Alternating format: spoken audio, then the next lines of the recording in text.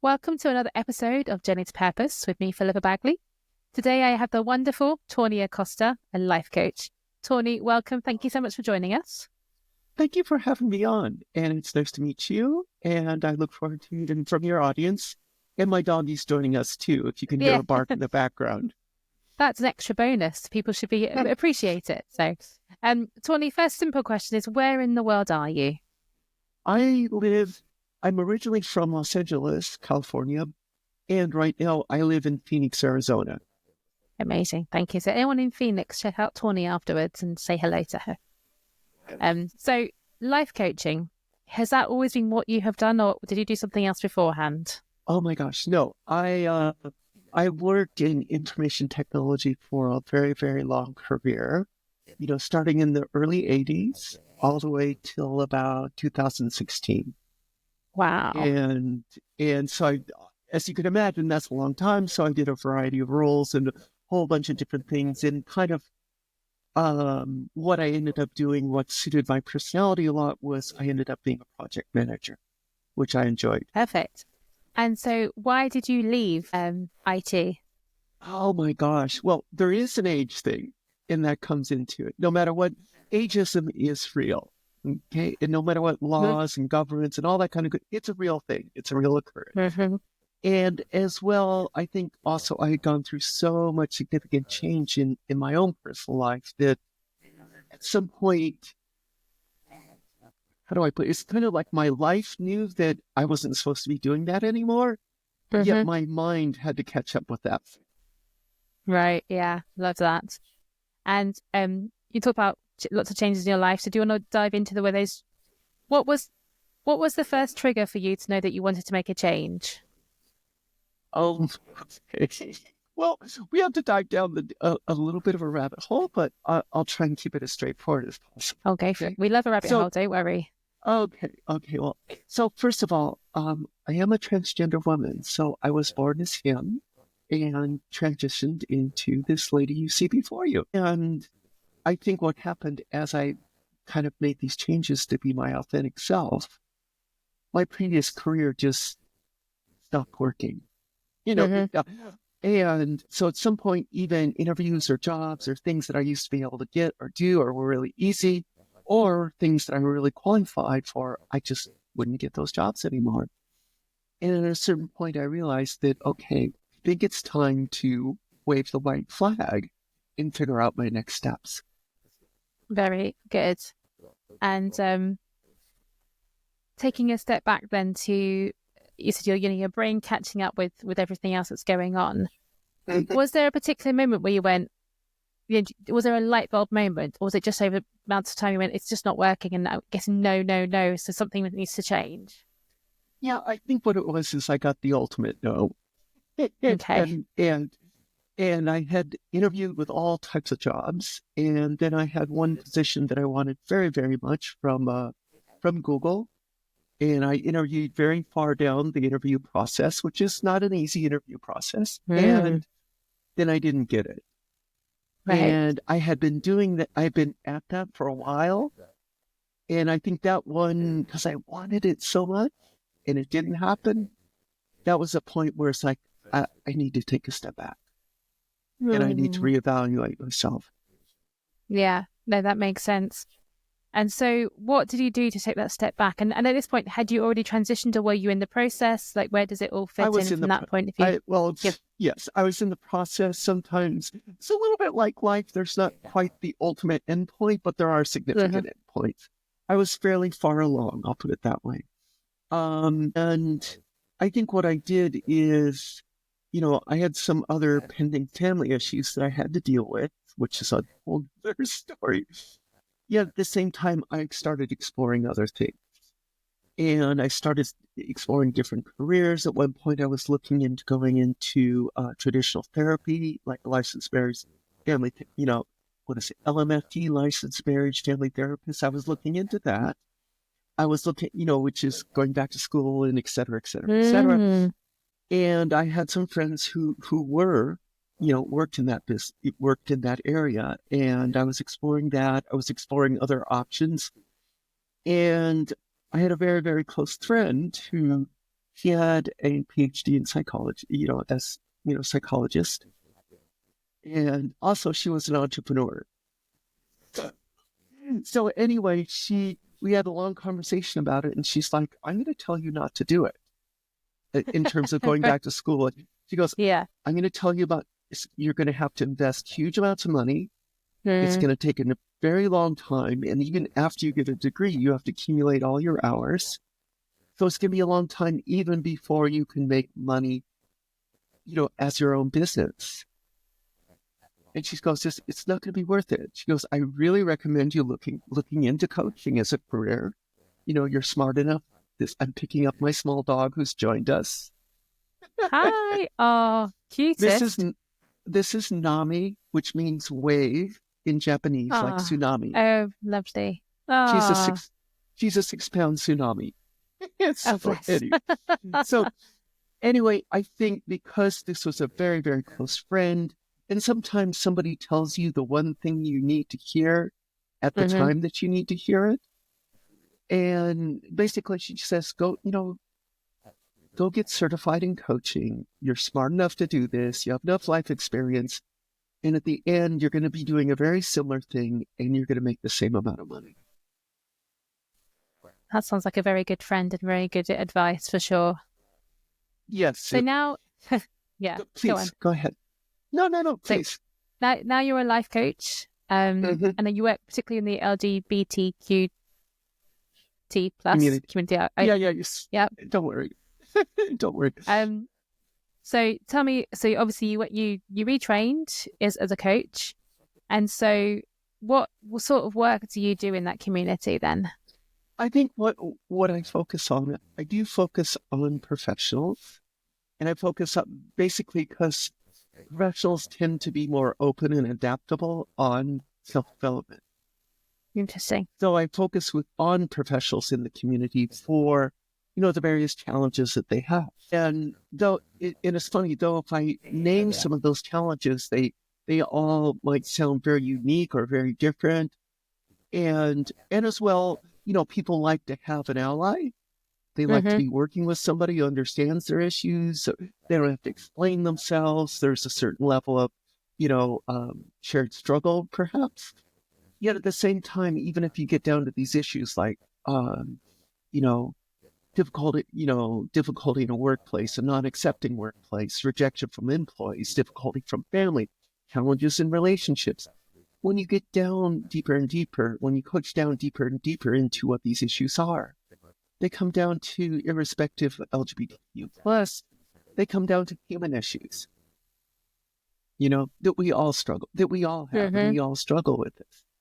And so really, I think though I do coaching to that, I think on a more broader stroke, I do work with a lot of professionals and, for whatever their challenge may be.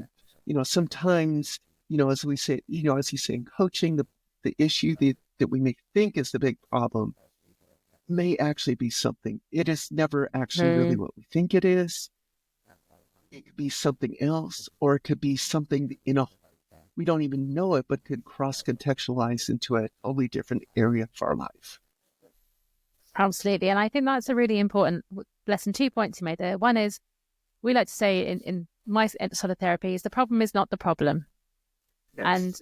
And I think that's true for so many of us. And I took some people through on exercise recently, the 5 whys. And it was literally, you ask why 5 times to get to the root of the problem.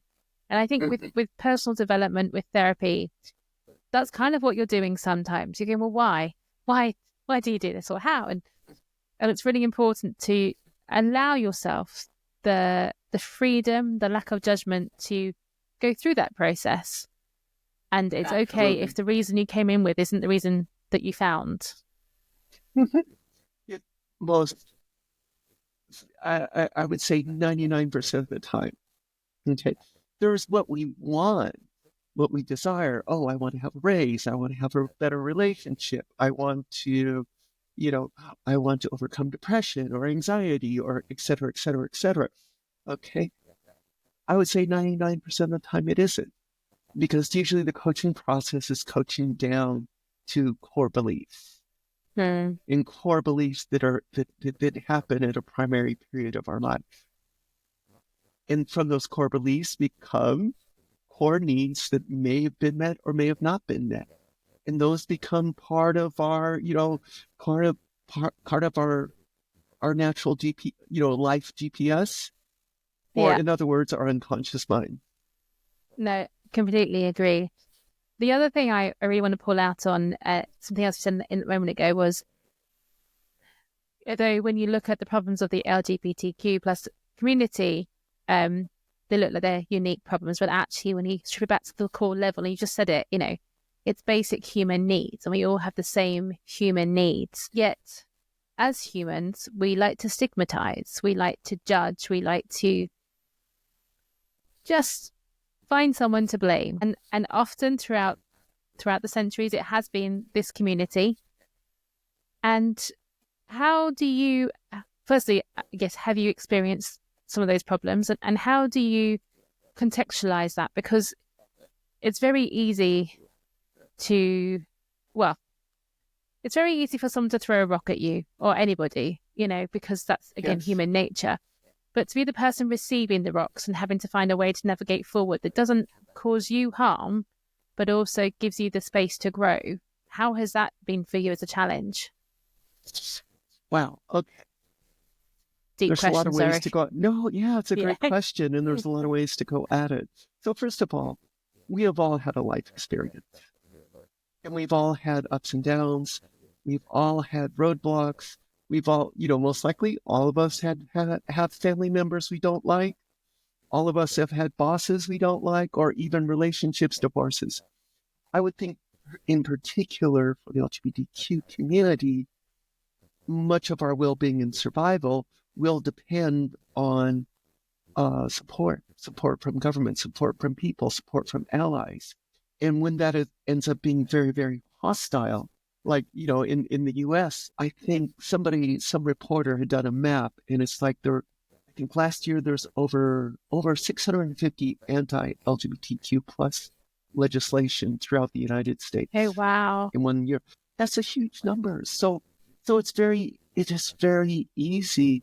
You have to acknowledge reality. If somebody's gone through, let's just say in general, if people's gone through abuse, maybe they've been in abuse, part of coaching is not to blame, shame, or anything, is to hold a safe space to explore the topic. Mm-hmm. And likewise, these are unique, perhaps to LGBTQ plus people, that they have to face this, that their well-being, legislatively is being very, very challenged. And as well, that, there's certain issues that are bigger, but it still reflects, there's still a similarity. For example, for many of us, navigating the healthcare system in the US is, it's overwhelmingly difficult, depending if you get a doctor or people who are accepting of your status. So just going to, just getting your normal physicals, just going through that stuff can be very triggering, just dealing with all that. So I think a lot of coaching is, to be able to get people in a place of empowerment where they can deal with their life and deal with circumstances in the most positive manner, and not to not deny any of the difficulty that exists. No, I love that. That's great. Thank you. I'm really intrigued, and it never occurred to me. So when you look at the study of racism and mental health, there's a direct correlation between the decline in mental health of people who've suffered racism versus people who haven't. So I'd be really interested to see, is there that correlation in the LGBTQ community? Very much. I can talk down, especially in the transgender community. There's been some studies done at UCLA. Okay. And it's a stagger. Okay, you can debate, their method, but it's a pretty good method. They came up with a figure that somewhere around 42% of people who identify of transgender will have attempted suicide. Right. And there's two simple things that change that figure back into something that maps back to the normal populace, whatever that Yeah. normal is. But Yeah. Yeah. and their two simple things are, number one, familial acceptance, Mm-hmm. two, access to health procedures that allow them to embrace themselves medically. Those two things take something that's almost, that's almost half. And it takes a Yeah. horrible figure and brings it back into the realm, which is a lot. I definitely think the ranges, because, again, these are human problems, but there end up being layers of those problems. Mm-hmm. Whereas it might not just be one thing, but it's many things stacked upon each other. So where it's maybe that one thing happens, but then there's this heavy load that's balancing things downwards. So yes, the predominance of depression, anxiety, and all that, and then what you call the non-effective coping, which would be, Mm-hmm. drugs or alcohol, all those, Yeah. all that type of thing. And I'm calling my other dog who wants to be part of the party too. Yeah. Anyway, all of those things, all of the maladies, all of the anxiety, PTSD, trauma, so forth, all of those, yes, they can go, or addiction, so forth. All of those can go quite a bit higher just because, and I hate the word at risk, but there's just so much more of it that's so prevalent. And I Yeah. think probably one of the hugest ones to me, it sounds simple, but it's just familial acceptance is a Yeah. big, it's a big issue. So a lot of people have to, I coach them around that. And it's about how their mind or brain is trying to deal with that or work with that, and getting to them to a place of resourcefulness with respect to that problem, and getting them to a place where they can actually perceive solutions in a realm where there might not seem to be very many. That is not an easy task, I can imagine. And I know you combine, don't you, like clinical hypnotherapy. I think you've got some NLP going on, Yes. all sorts of tools. And I think that holistic approach is really, really important. Most of my clients have been sort of trauma related for a range of reasons. But I always, and I wonder though, when you go through life feeling like you're other, when you feel like you're a woman in a man's body, when you realize that you like girls and you should should I say should as in like society expects the norm is liking boys, all the rest of it. The pressure of the trauma on top of that, of those judgments, of those society telling you that you're wrong. And obviously it's never everybody, but if 680 legislative movements in the US seems like an awful lot for 1 year. I know the US has a different system from the UK, but it can't help but make you feel like they're out to get you, because looking at the numbers, they're kind of out to get you, right? Yes, absolutely. And, there was time even here in the US, I had to give thought to it. It was starting to look really bad, not just bad. And I even entertained the idea, like, should I live somewhere else? Right. So that is how real that equation is. Mm. And going back to your earlier statement about what I do like to do in coaching is because, yes, a multimodal approach is extremely important. And it's because it's just the old adage of, if you have one hammer, everything looks like a nail. Right. So in the case of coaching, we're all different. Our minds, our bodies, our life experience, our personality, upbringing, all that stuff, even generational stuff with your family, all that stuff forms who we are. And so, yes, I incorporate coaching, hypnotherapy, conversational hypnotherapy, energetic work, like Reiki and so forth, and then use breath work and somatic coaching to what our body is telling us, which is a whole nother brilliant topic, to use all of these in consort, because, I think our biggest attributes are, especially as coaches, is our flexibility of dealing with this, dealing with the person that's in front of us. And the more flexible we can be, the more in rapport we can be with their kind of their higher self or deeper self, whatever we want to call it, the more in rapport that we can be with that as we work, as we work in coaching, and the more we can kind of pivot as needed, just the better result we're able to, to help deliver. That's beautiful. Let's talk about somatic breathing, and because I think I've not had anyone on my podcast talking about it yet, and I know it's super powerful and it can be super effective. So, as you love it, why do you love it? And for those who don't know, what is it? I mean, okay, it's breathwork combining coaching. Okay, so it's just not solely breathwork, but the breathwork itself will incorporate coaching as part of it. And so, first of all, breathing is fundamental. It's fundamental to our nervous system. It's fundamental to us, walking on this planet. So there's various different forms of breath work. There's a type of breath work that you can do that actually will let you disconnect from your conscious mind. Okay. And what's going to come forth are your unconscious thoughts. Okay. And so in so doing, if you do this breath work over a session and you incorporate that with coaching or, suggestibility, it's going to be very, very effective because, the body does store and save memories, trauma. What is that great book? It's called The Body Always Keeps The Count. Body Keeps the Score. Yes. Yeah, it's an amazing famous book. Dutch. Yes. Yeah. So breath work is a way to get to this. Okay. And there's other types of breath work that allows you to go into the other direction in a more conscious manner. So there's ways to integrate these back and forth based on the type of breath work that is done. And in some ways, what I have found when I've been the client of the breath work with coaching, there's times in coaching that, how we put it, you have to bring somebody into their deeper stuff in a healthy way. And the deeper stuff is your boundaries, the things that are very, very uncomfortable, the things that you're protecting, the emotions that you're protecting for a good reason.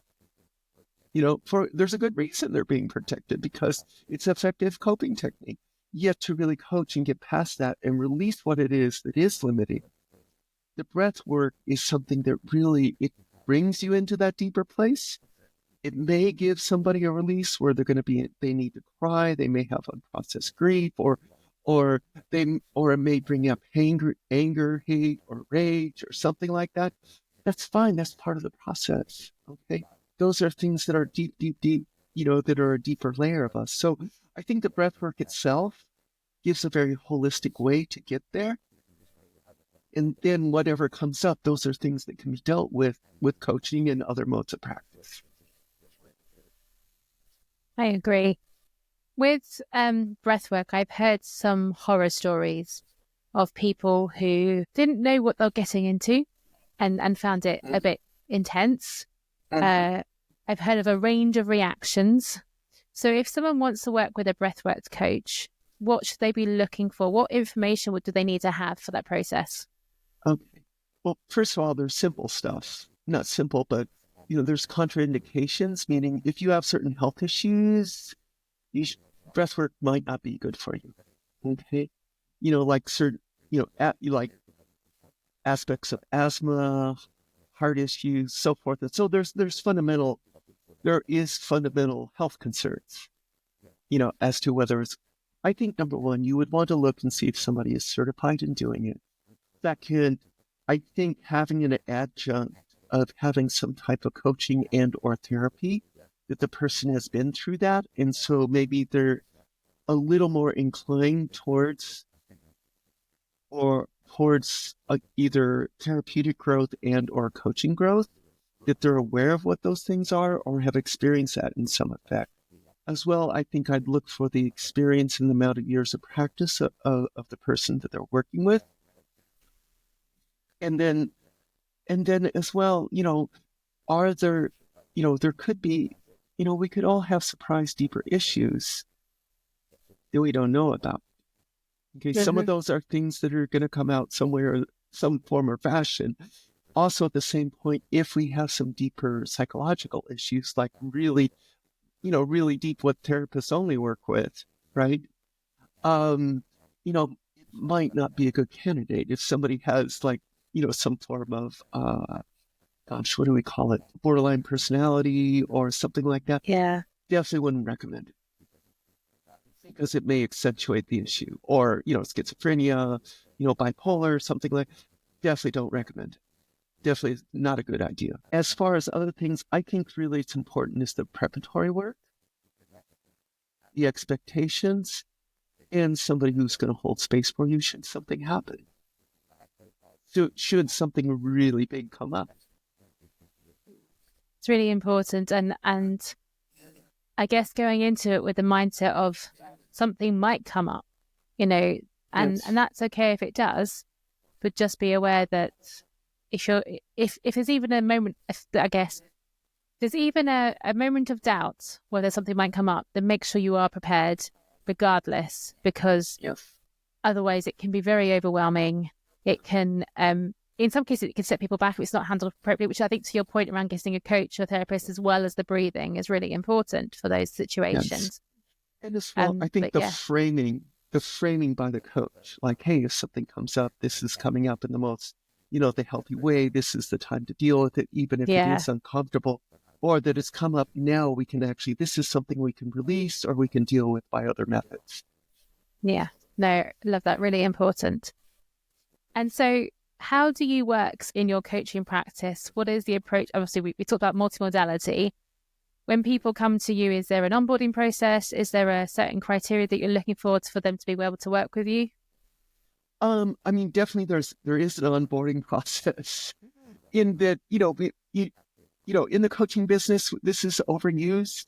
We have the strategy call, but also we both want to see realistically, very realistically, is this going to be a good fit? Okay. And as well, are there things that are red flags mutually that it may not be? Second of all, when somebody coaches, what I really like to do is I like to take somebody through, even on a vision call, it is the start and it's the beginning to me, it's the beginning of the coaching process. I want to take them to a deeper vision of what they want and take them to a little bit of a deeper understanding. And so prior to doing that, then, I make my offer because it's like, okay, you think it's this, but it's actually a little bit bigger than this. And how long has that been around for you? How long have you struggled?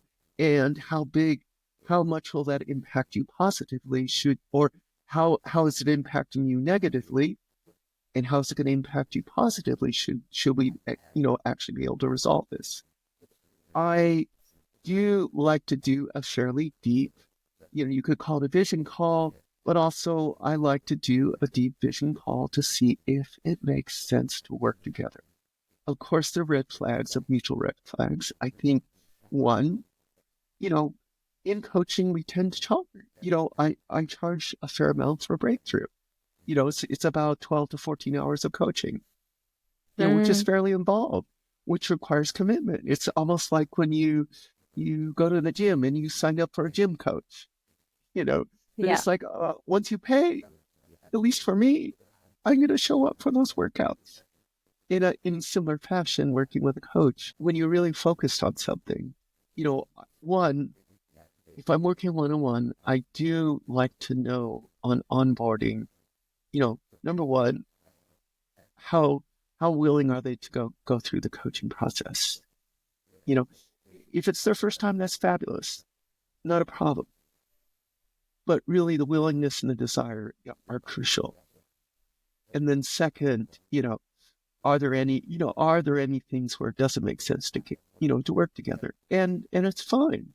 That's what you should discover on one of those calls. And then third, like I said, to take people to a little bit of a deeper or a lot of a deeper vision around what their issue may be. Because, it's just like you're saying with the 5 times why. Sometimes I'll do the same thing. How is that a problem? 5 or more times.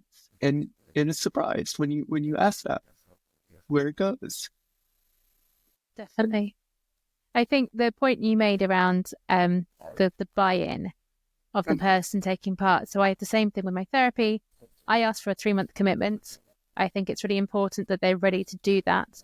And I think that's the same with any transformational process. It doesn't happen overnight. You can have some really quick wins in the first or second session, but the chances are, whether it's coaching or therapy, there's going to be some harder times. And you have to know that as the client of whoever, of whatever, that you're ready for that challenge. And one of the things that annoys me about the coaching space is where you see coaches not buying in as well to the process, which I think is what is different to what you do. And it's not everybody again, but we're taught of coaching as a very good way to make money. And yes, it can affect change. But how many of us have signed up to coaches who basically kind of haven't delivered?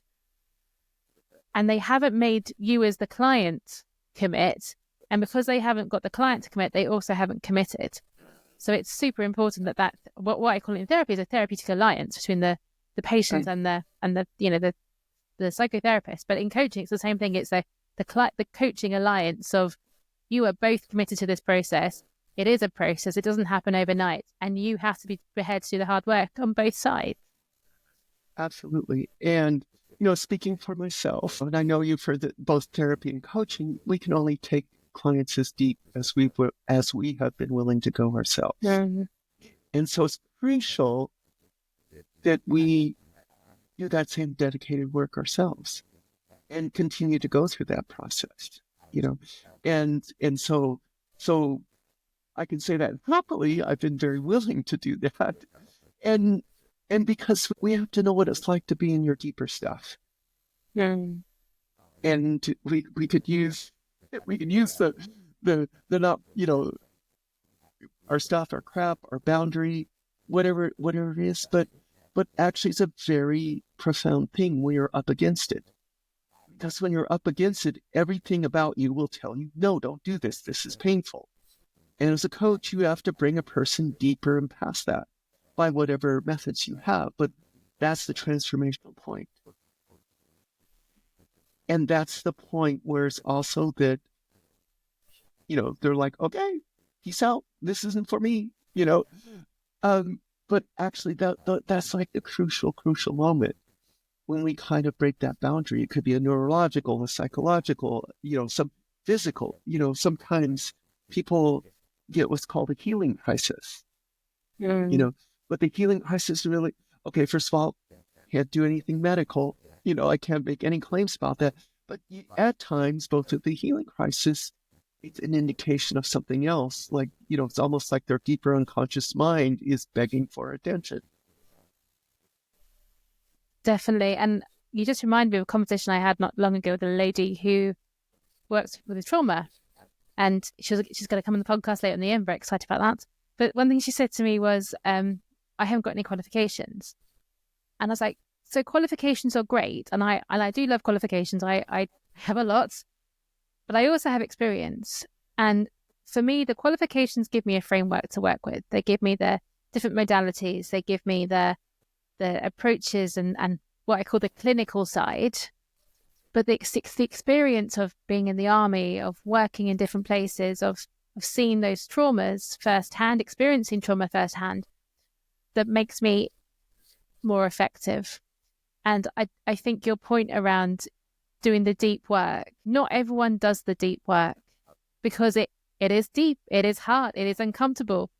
And some people will say, well, I don't need to go there. And that's cool. You don't need to go there. But if you're working people who are going there, then I think, the fact that you stand up and go, I have done this work, I have done the deep journey, and you really have, it makes a differentiator to the quality of the outcome for the client. Absolutely. So much. Absolutely. And, in my own life and my own trajectory, do I have my own experiences with trauma and this and all that? Oh, yeah, definitely. And I think resolving our own inner stuff, I'm just commenting kind of on your comment, resolving our own inner stuff by whatever process, it gives us that core of how we can be of service, a better service, and not doing that work, because I experienced I experienced that early on when I was doing this, because I was just in the beginning phases of it. And then I'd hit a limit of where I was working with clients. And it's like, oh my God, why is this happening? Why am I not getting past this? And that's part of our process as coaches, therapists, etc., is we just have to keep doing that deeper dive, because it's about kind of growing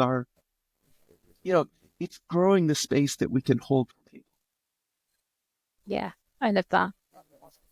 So what's in your future next then? Have you got anything you're looking forward to? Big plans? It's funny, I do love doing one-on-one and group coaching. I love, for me, there's this feeling of fulfillment that comes when I see somebody change through this process. And that is just, that's why I love coaching in the short, but to go to your question is, I kind of see in three prongs. One, I'll probably always do some aspect of one-on-one and or group coaching, just because that's the business we're in. I see myself also as well, doing speaking, because I've discovered at this age, and with everything I've gone through, I love to talk. But I think what it is our stories are in the way that we can assemble that artfully. Truly is, people who can speak are very, very, I think are very powerful. So I do see myself speaking more and more, both speaking with, in terms of, promoting myself in terms of what I do and what my business is. But also I do see an aspect of that is towards bigger issues and what's occurring in society. And as well, I do, in addition to that, as I have been recently certified to train other trainers. So I'm coming up with what that vision will be for myself, and I just consider myself very fortunate to be in this space. And because it is a combination of, I think the therapy and that aspect, there's a part of my personality that was very much inclined to do it. Okay. And as well, for me, one of the bigger growth spaces is learning the business and entrepreneurship side of it, which is actually really exciting. And I can tell you 1000%, that's been my biggest things I've had to grow on. You are not alone. Because I think most of the mindset of the coach is like, well, I just want to coach. And what I have to promote, or what I have to do sales. And I would say one of my hugest blocks was about doing sales. And so to actually really discover, and this is very funny. I think perhaps many of your audience may have experienced this. I had issues around doing sales or self-promotion. And so I kept going about it thinking, well, I'm not really good at sales. I'll take another class on how to do sales. Right. Yeah. And I kept doing that, but I kept being the same amount of stuff. And then finally I had to go through, have different mentors and coaching where it's like, oh, wait a minute, that's not the problem. Right? Yeah. And so, as well as whether we're coaches, therapists, whatever, healers, so forth, we're both human beings too. And we have our foibles. We have our blocks, our limiting decisions. And so what I had to, to be quite frank, in my own upbringing, I had to realize, even at this stage, though it was quite math, the reason that I was struggling with sales is I had some fundamental lack of self-love. And I'd suffered a lot of rejection. And so that had all accumulated into this, whatever you want to call it. So when it came to doing the sales offer, this issue would come to the forefront. And I just thought, I'm not good at sales. There's something I haven't learned yet. Well, that's because conscious coaching only gets you so far. And it wasn't until I was really taken deeper, it's like, look, well, here's your pattern. Here's your life pattern. What conclusions, because coaching is part of here, here's a picture. What do you see in the picture? Oh my God, I never would have thought that. So I think right now I got to the point where it's like, oh my God, actually, this is fun. Because truly, really reaching out, what we call lead generation, or you're talking about conversion, converting to a sale or making an offer, you know, it truly, those are truly dialogues and opportunities for coaching. And I'll give you one. In the past 1 month, I wanted to lose weight. So I did sign up to work with a trainer. And then with a trainer, somebody's training you 3 times a week. And so you got to talk a little bit. And so after talking with this guy, really nice man. And then after a while, he's like, I'd be interested in a session with you because all the time I just mention what I do here and there.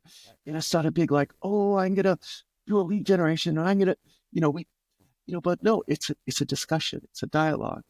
And really what I look at doing a strategy call, that's actually an opportunity to coach. Yeah. And at the end of that, coaching a little bit, coaching just enough. Don't coach too much. That's the problem. I used to do that. I used to want to show people how wonderful I was, so I'd overcoach on a sales call. Yeah. And then, like, I feel great. Thank you. Bye. Yeah. My problems have all gone away now. Yes. But actually, a sales call is an opportunity to coach and make an offer. It sounds really simple, but there's a lot to that. It's the simple things that cut through, though. I had a similar thing about social media very recently.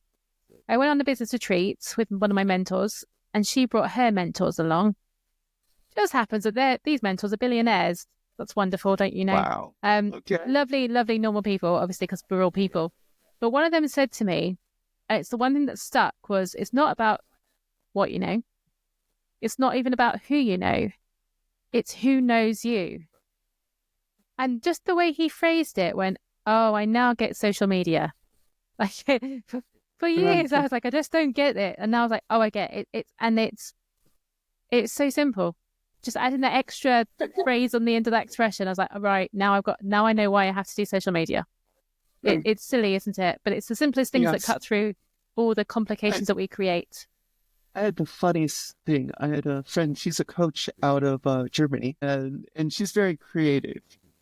And then so she made all these social media posts, and then she says, I'd like to present you my marketing team. And they're her kids. Oh, amazing. Honestly, kids are the best at it, which I really. thought was so, because her kids are teaching her how to use Instagram, so on and so forth.